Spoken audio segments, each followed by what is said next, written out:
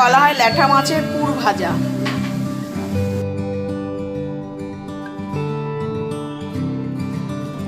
আজ দেখো আমি মায়ের বাড়িতে এসেছি, আমার মা ল্যাঠা মাছের পুর তৈরি করছে। কি করে দেখো, কি করে প্রথমে কিভাবে কেটে নিচ্ছে মাছের মাথাটা আগে কেটে নিচ্ছে, তারপরে এইভাবে ফালি দিয়ে মাঝখানের কাঁটাটাকে বের করে নিতে হবে, তাই তো? আমার মায়ের হাতের রান্না দেখো, ফালি করলো মাছের পেটটা কেটে। দেখো কিভাবে করলে দেখো।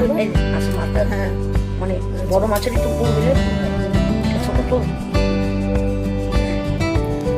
মাঝখানে যে শীটটা সেটা কেটে বাদ দিতে হবে।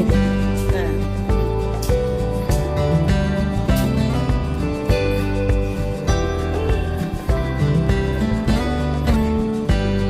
কাঁটাটা উঠে গেল, যে কাঁটাটা উঠে গেল। এই দেখো মাছটা এবার, এটা হচ্ছে ল্যাঠা মাছের পুর, এটার নাম হচ্ছে ল্যাঠা মাছের পুর। এই এখন এই মাছটাকে ভাজবো। হ্যাঁ, মাছের এই যে ভাজবো এমনি এমনি করে পিট করে ভাজা।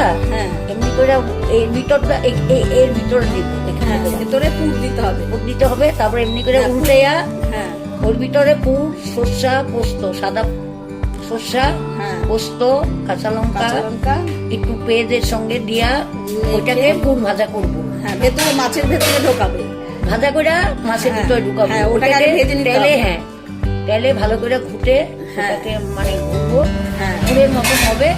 তারপরে একটু করে টমেটো দিয়ে বেসনে গুললা চুবাইয়া তেলে দিব।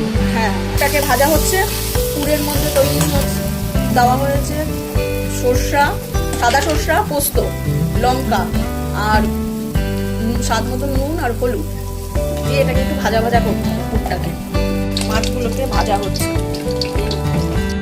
এই দেখো মাছটা ভাজার পরে মাছটা এই যে এরকম হয়েছে, হালকা করে ভাজতে হবে। আর এটা হচ্ছে ব্যাটার তৈরি হয়েছে, বেসন আর চালের গুঁড়ো, সামান্য নুন, হলুদ দিয়ে এই ব্যাটারটা তৈরি হয়েছে। হ্যাঁ, আর এই যে পুরটা, এবার এই মাছটাকে দেখো কিভাবে তৈরি হয়। তারপরে স্টেপটা দেখো, দেখো পুরটা এই যে দিচ্ছে, পুরটা পিঠে দিতে হবে, মাছের পিঠটার মধ্যে পুরটা দিতে হবে এইভাবে। এবার মাছটাকে উল্টে দিল, এইভাবে উল্টে দিয়ে এই যে ব্যাটারটার মধ্যে মাছটাকে চোবানো হচ্ছে। দেখো ভালো করে ব্যাটারগুলো লাগানো হবে যাতে পুরটা না বেরিয়ে যায়। হ্যাঁ, ভালো করে লাগাও। হ্যাঁ, এই যে এবার তেলে ভাজা হবে পুরটা। ছোটবেলায় আমরা খুব খেতাম, আমার ঠাকুমা এটা তৈরি করতো, আমার ঠাকুমাই শিখিয়ে গেছে মাকে। অনেক দিনের আশা ছিল যেটা শিখবো, আজকে ভাগ্যবশত বাবার বাড়িতে এসেছি মাঠ থেকে, তখনই দেখি মা এই মাছটা এনে এই মাছের আইটেমটা করছে, তখনই আমি শিখে নিলাম। লাল লাল হয়ে আসছে, এবার একটু উঠে দাও।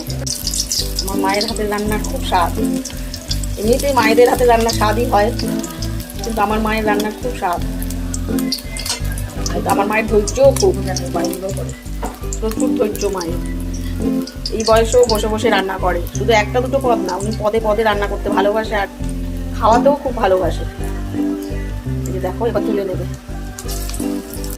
এই দেখো শেষ পর্যন্ত এরকম হবে ভাজাগুলো, এটাকে বলা হয় ল্যাঠা মাছের পুর ভাজা। দেখো গরম গরম ভাত দিয়ে খুব টেস্ট লাগবে খেতে।